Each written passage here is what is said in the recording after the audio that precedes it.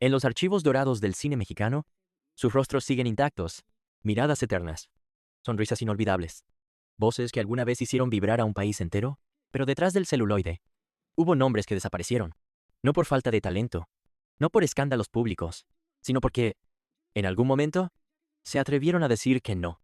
No a los productores que exigían más que una interpretación, no a los contratos disfrazados de jaulas, no a los hombres que confundían poder con derecho.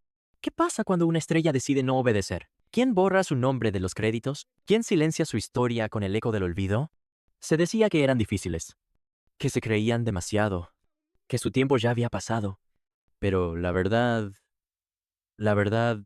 se escondía en camerinos cerrados, en guiones alterados, en llamadas que nunca llegaron. En una época donde brillar era posible solo si aceptabas las reglas impuestas, hubo mujeres que eligieron pagar el precio más alto, el silencio. Hoy, desenterramos esos nombres, porque sus historias no caben en una línea de Wikipedia, porque la memoria también es un acto de justicia, y porque, a veces, las sombras del cine de oro dicen más que sus luces. ¿Estás listo para mirar de nuevo, pero con otros ojos? Su risa era melodía nacional. Libertad Lamarque no solo conquistó México con su voz, sino que lo hizo sin renunciar a su elegancia. Era la dama de la pantalla, la que cantaba con lágrimas sinceras, la que parecía llevar una novela en cada parpadeo. La prensa la llamaba la novia del cine sentimental, pero pocos sabían que, en las salas de doblaje, su nombre ya empezaba a ser silenciado. No fue por falta de talento, fue por un incidente, un desacuerdo, una escena que no quiso repetir, a un productor que no toleró el desacato. El rumor decía que una cachetada real cambió su destino, que Libertad no agachó la cabeza, que enfrentó a una figura intocable, y el precio fue la invisibilidad. Desde ese día, los guiones dejaron de llegar, las llamadas se volvieron frías, los estrenos olvidaban su nombre. En las entrevistas, su voz aún era dulce, pero el brillo de sus ojos ya tenía una capa de distancia. Años después, encontró refugio en Argentina. Allá aún le recordaban, allá aún le aplaudían. Pero en México, el país que alguna vez la adoró, su rostro comenzó a desvanecerse de los carteles, como si nunca hubiera estado, como si el silencio fuera suficiente para reescribir la historia. Testimonios de actrices jóvenes hablaban de su valentía, de cómo se negó a aceptar escenas humillantes, de cómo les enseñó que la dignidad valía más que la fama. Pero la industria no premia el coraje, lo castiga. Libertad vivió muchos años más. Murió con serenidad, pero con una pregunta sin respuesta. ¿Cuántas veces fue castigada por simplemente ser fiel a sí misma? Era la reina del ritmo. Meche Barba bailaba como si el escenario fuera su segunda piel. El público la adoraba. Su mirada coqueta, su cuerpo en movimiento, su presencia feroz. En la época dorada del cine mexicano, era imposible hablar de rumbera sin nombrarla, pero detrás de cada paso perfecto, había una batalla silenciosa por mantenerse a flote. Nació en Nueva York, pero su corazón y su carrera crecieron en México desde muy joven. Los reflectores la buscaron, su talento natural, su disciplina inquebrantable, y su carisma la convirtieron en estrella. La prensa la llamaba la muñeca de chocolate. Y su imagen aparecía en todas las revistas populares, pero no todo era ritmo y brillo. Se decía que Meche era demasiado independiente para algunos, que no aceptaba imposiciones, que no se dejaba manipular. Durante años, luchó por roles más complejos, menos estereotipados, pero el sistema prefería a las sumisas. Los papeles empezaron a escasear. La industria, que la elevó, también la abandonó. En un momento clave de su carrera, Meche se enamoró del actor Fernando Fernández, casado en ese entonces con Lupita Palomera. Ese romance provocó escándalo, y muchos aseguran que fue el punto de quiebre. A partir de ahí, los proyectos se desvanecieron, su nombre dejó de sonar, y aunque nunca lo dijo en voz alta, el dolor del exilio artístico se notaba en cada declaración. Pasó décadas alejada del cine, apenas en los años 80, con la telenovela María Mercedes. El público redescubrió su talento, pero el daño ya estaba hecho. La gran estrella de las rumberas había sido silenciada por un sistema que no perdona a las mujeres que deciden amar, rebelarse o simplemente existir con libertad. Tenía el rostro de una diosa griega y la melancolía de un poema inacabado. Miroslava Stern, nacida en Checoslovaquia y llegada a México como refugiada del nazismo, se convirtió en un ícono del cine mexicano con una rapidez casi irreal. Su elegancia, su acento extranjero, su aire de misterio la hicieron irresistible para el público. Pero nadie imaginaba que detrás de esa perfección había una tristeza que no encontraba escape. Brilló junto a Pedro Infante, Arturo G. Córdoba, Luis Aguilar. Películas como Ensayo de un crimen de Buñuel mostraron su capacidad dramática más allá del físico, pero dentro de ella, algo se quebraba poco a poco. La industria la encasillaba como la mujer bella, inalcanzable, trágico, y esa misma imagen comenzó a invadir su vida real. Se decía que estaba enamorada de un hombre que nunca pudo tener. El torero Luis Miguel Dominguín. Se rumoreaba que el rechazo de él la devastó, pero los testimonios más cercanos apuntan a algo más profundo, un agotamiento emocional, una presión constante, una soledad disfrazada de éxito. Las cámaras la amaban, pero fuera de cuadro, el silencio era ensordecedor. En 1955, a los 29 años, Miroslava fue hallada muerta en su departamento, una sobredosis de barbitúricos. Junto a ella, una fotografía de Dominguín. La prensa lo cubrió con romanticismo barato, pero muy pocos hablaron de cómo la industria la utilizó, la exprimió y luego la dejó sola. Luis Buñuel confesó años más tarde que, tras su muerte, tuvieron que usar una doble para filmar las escenas finales de Ensayo de un crimen. Miroslava no dejó cartas ni explicaciones, solo su obra, y una pregunta latente. ¿Cuántas mujeres fueron empujadas al borde por no poder ser lo que el cine exigía, sin nunca preguntarles qué deseaban ser? Tenía unos ojos que no pedían permiso. Katy Jurado era fuerza pura en pantalla. Voz grave, presencia dominante, y un rostro que rompía con los estereotipos de belleza impuestos por Hollywood.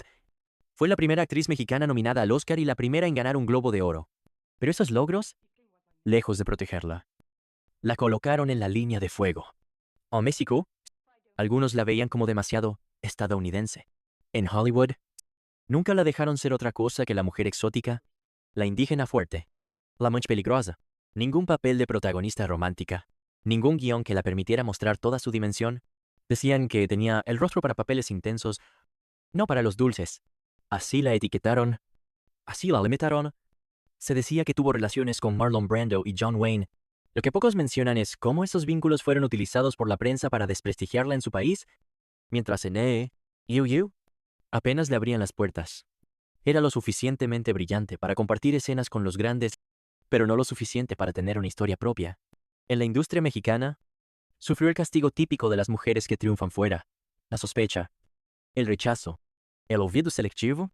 Pese a su historial impecable, los papeles dejaron de llegar, y cuando regresó a México, encontró una industria distinta, que ya no la miraba como antes, como si haber cruzado la frontera fuera una traición.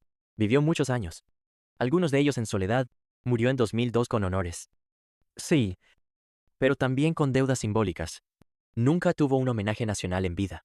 Nunca fue celebrada como el ícono que realmente fue. Y así, la historia de Katy Jurado se convirtió en otra advertencia silenciosa. Cuando una mujer desafía los moldes, la industria primero la usa y luego la niega. Era la perfección personificada. Dolores del Río no caminaba, flotaba. Su elegancia era legendaria. En Hollywood, fue la primera actriz mexicana en triunfar como estrella internacional. Rostro simétrico, voz sereno, movimientos milimétricamente gráciles. Pero detrás de esa imagen sin fallas, había una mujer obligada a sostener un pedestal que nunca eligió. En los años 30 y 40, Dolores fue el rostro latino ideal, sofisticada pero sumisa. Bella pero silenciosa, presente pero controlada. Nunca se le permitía en pantalla lo que sí podían otros hombres latinos: fuerza, contradicción, profundidad. Su imagen era la de una estatua, y las estatuas no hablan, solo adornan. Cuando regresó a México, se encontró con una industria que la veneraba, pero también la vigilaba. Debía ser eterna, impoluta, sin escándalos, sin errores. Se decía que su matrimonio con el productor Cedric Gibbons fue más alianza que amor. Se decía que su relación con Orson Welles fue intensa y tóxica, pero lo que no se decía era lo más cruel, que a Dolores nunca se le permitió romper en cámara, romper en vida, mostrar grietas, mostrar furia, llorar sin estética, ser una mujer con caos. Todo eso le estaba prohibido, porque el mito debía mantenerse intacto, y mantenerlo costaba caro. Dolores envejeció con dignidad, pero también con soledad. Actuó hasta donde le permitieron roles dignos de ella. Nunca hizo comedia vulgar, nunca se permitió el error. Y así, la mujer más admirada de su generación se convirtió en un monumento viviente y en prisión dorada de sí misma. Murió en 1983 rodeada de respeto. Sí, pero también rodeada de un silencio que parecía gritar. La excelencia puede ser otra forma de censura. Ella no actuaba, devoraba la pantalla. Ninon Sevilla no solo bailaba con el cuerpo, también lo hacía con la mirada, con la voz, con el alma. Su presencia era un torbellino. Nacida en Cuba, se convirtió en emblema del cine rumbero mexicano.